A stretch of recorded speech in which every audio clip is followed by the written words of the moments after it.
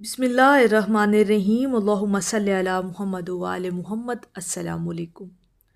दरूद शरीफ की ताकत, इसके बेनिफिट्स और दरूद पाक की फ़जीलत आज हम आपके साथ बयान करेंगे और इस लिहाज से और इस एंगल से आपके सामने दरूद पाक की फ़जीलत को डिस्कस करेंगे कि अक्सर ये सवाल किया भी जाता है, कहा भी जाता है और मैंने कमेंट में भी ये चीज़ बारहा नोट भी की है कि लोग कहते हैं कि हम इतना दरूद पाक पढ़ते हैं लेकिन हमारी मुश्किलें जो है ना वो फिर भी कम नहीं होती, या हमारी आजमाइशें जो हैं वो ज़्यादा बढ़ जाती हैं, या हम पर ज़्यादा मुसीबतें आना शुरू हो जाती हैं। तो ऐसी बात तो बिल्कुल भी नहीं है। पहली बात तो आपने इस बात को अपने जहन में बिठा लेना है कि दरूद पाक पढ़ने से आप लोगों ने कभी भी डीमोटिवेट नहीं होना कि जी हम दरूद पाक पढ़ रहे हैं और हमारी मुश्किलें फिर भी कम नहीं हो रही। ऐसी सोच नहीं आपने रखनी अपने दिमाग में, बिल्कुल भी ऐसा नहीं सोचना, ऐसा गुमान आपको नहीं रखना। दरूद पाक की इबादत के हवाले से या इस लिहाज से आज की वीडियो इंशाअल्लाह ताला आप लोगों के ईमान को मजबूत भी करेगी और आपके ईमान को ताज़ा भी करेगी। सबसे पहली बात तो ये कि जो लोग कहते हैं ना कि जी हम अपनी बड़ी मसरूफ़ ज़िंदगी के अंदर जो है ना, या हम अपनी ज़िंदगी की मुश्किलों और उलझनों में इस कदर उलझे हुए हैं कि हम दरूद पाक पढ़ने के लिए वक्त नहीं निकाल पाते, या दूसरी साइड पे अगर हम देखें तो लोग कहते हैं कि जी हम इतना दरूद पाक तो पढ़ते हैं और पढ़ भी रहे हैं लेकिन हमारी मुश्किलें कम नहीं होती।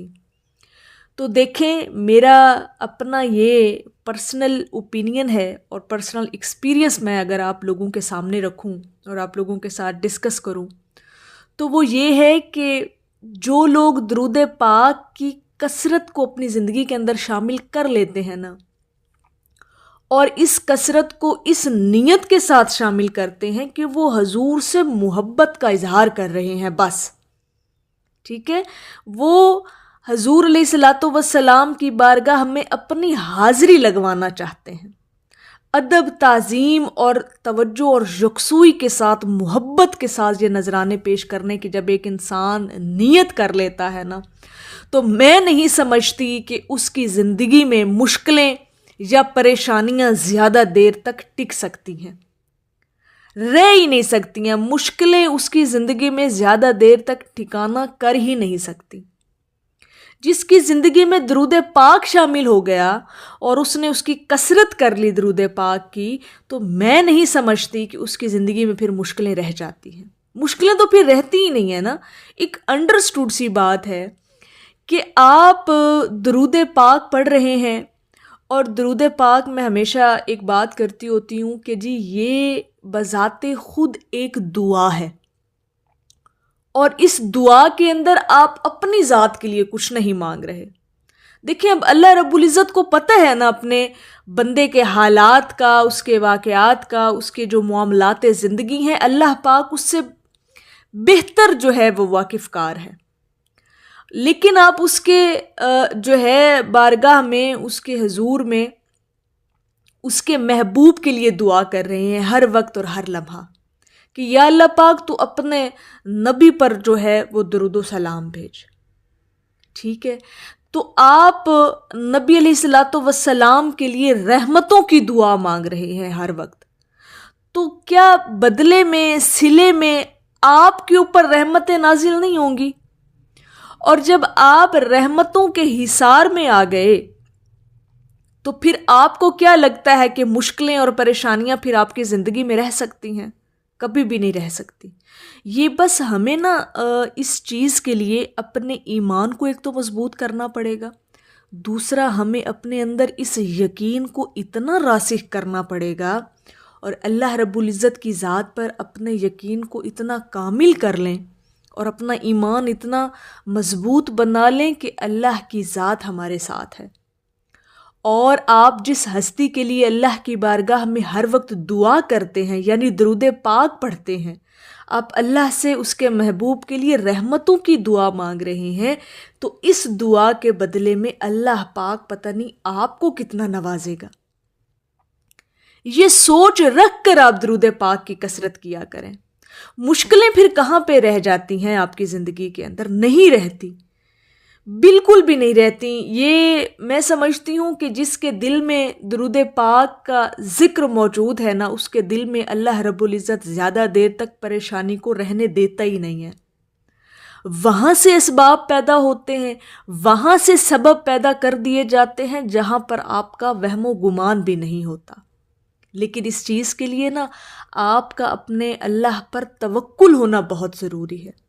اپنے ایمان کو مضبوط کریں، اللہ کی ذات پر بھروسہ کر کے تو دیکھیں، بس چھوڑ دیا کریں اس پر۔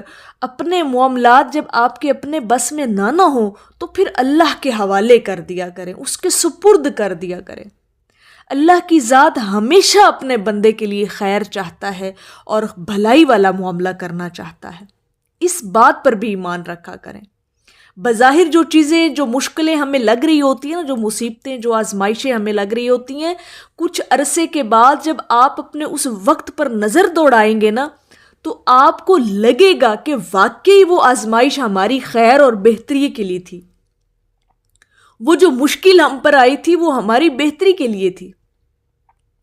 تو اس چیز پر آپ کو ایمان اپنا مضبوط کرنا ہے۔ مشکلیں پھر کبھی بھی آپ کی زندگی میں نہیں رہیں گی، اور اگر کوئی مشکل بظاہر ہے بھی صحیح نا آپ کی لائف کے اندر، تو کہیں نہ کہیں وہ آپ کے لیے بہتری لانے کے لیے آئی ہوئی ہوتی ہے وہ مشکل، کیونکہ اللہ پاک آپ کو بہترین سے نوازنا چاہتا ہے، اور اس بہترین تک پہنچنے کے لیے اس مشکل کا آنا، اس آزمائش کا آنا بہت ضروری ہے۔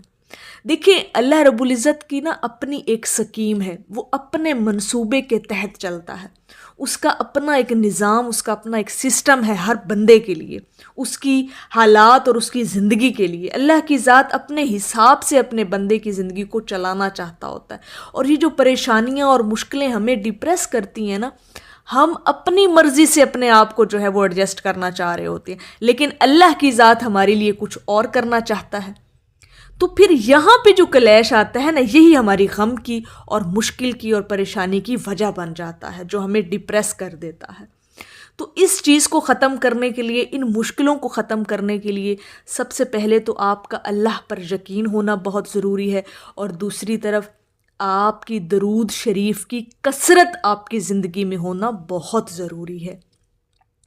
دیکھیں، یہ باتیں اور یہ فضیلتیں درود پاک کے ذکر کی، درود شریف کی عبادت کی آپ لوگوں کے ساتھ ڈسکس کرنے کا یہی پرپس ہے کہ آپ لوگوں کو موٹیویٹ کیا جا سکے، آپ کے دلوں میں درود پاک پڑھنے کی محبت کو اجاگر کیا جائے، اور اس ایمان کو آپ کے اندر راسخ کیا جائے کہ جس دل میں درود شریف کی کثرت پیدا ہو جاتی ہے، وہاں پر پھر پریشانی، وہاں پر پھر مشکلیں، وہاں پر آزمائشیں پھر زیادہ دیر تک نہیں ٹکتی۔ اللہ پاک آپ کے لیے اسباب پیدا فرما دیتا ہے۔ یہ ایمان ہونا چاہیے ہمارا، اور اس چیز پر آپ کا ایمان اور زیادہ مضبوط بھی ہونا چاہیے۔ جیسے جیسے آپ درود شریف کو اپنی زندگی میں شامل کرتے جائیں گے نا، ایسے ایسے آپ کا ایمان بھی بنتا جائے گا، آپ کا ایمان مضبوط بھی ہوتا جائے گا، آپ کا اللہ کی ذات پر یقین بھی کامل ہوتا چلا جائے گا۔ تو اپنے آپ کو نا اللہ کے حوالے کر دیا کریں، اپنے معاملات کو اللہ رب العزت کے سپرد کر دیا کریں، جو خالق کائنات ہے، جو رب العالمین ہے۔ انشاءاللہ تعالی وہ آپ کی مشکلوں کو جو ہے وہ جلد از جلد آپ اس میں سے نکل جائیں گے۔ یہ آپ کا ایمان ہونا چاہیے۔ میری اللہ رب العزت کی بارگاہ میں دعا ہے کہ اللہ پاک آپ کو اور مجھے ہر وقت اور ہر سانس کے ساتھ اپنے نبی علیہ الصلاۃ والسلام پر درود پاک پڑھنے کی توفیق عطا فرمائے۔ آمین یا رب العالمین۔ اور آخر میں ہے کہ آپ کا کوچہ اگر مل جائے تو بسر کر لوں، یا رسول اللہ زندگی نے بڑے درد دیے ہیں۔ ایک دفعہ محبت سے پڑھ لیجئے، صلی اللہ علیہ حبیبہ محمد و آلہ وسلم۔